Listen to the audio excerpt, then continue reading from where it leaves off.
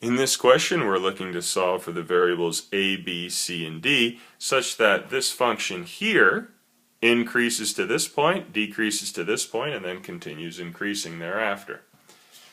So, we have kind of a lengthy answer, so we'll make a screenshot opportunity here if you want to take a look at the whole thing. And now we'll look at it line by line. First thing we do is we take the derivative, which is 3ax squared plus 2bx plus c. And we know that when x is 1, that derivative equals 0, so 3a plus 2b plus c equals 0. And we know that when x equals 4, this equals 0, so 48a plus 8b plus c equals 0. And we have two equations right here. Now, when x is 1, y is 12, so we can sub that into the original formula. So a plus b plus c plus d is 12. That becomes our third equation. And when x is 4, y is negative 15. This goes into the original equation of the function, and we get this as our fourth equation. And what we now have is an opportunity to use matrices. 64, 16, 4, 1, and negative 15 is our first row.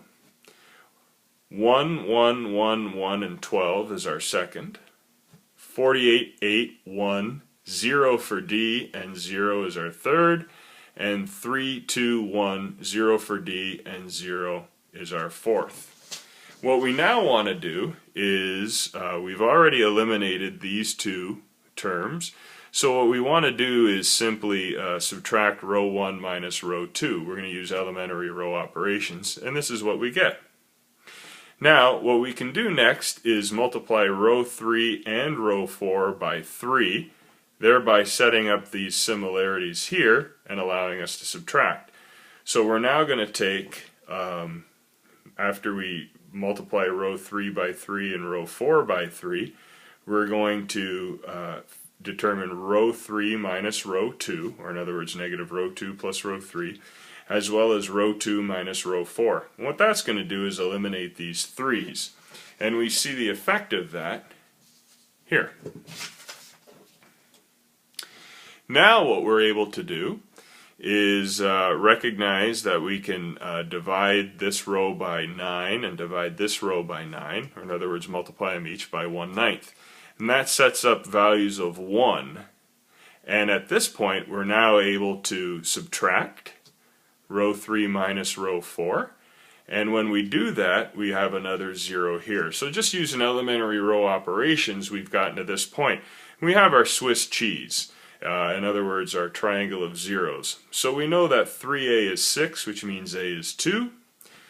9a plus b is 3. And since a is 2, it becomes obvious that b is negative 15.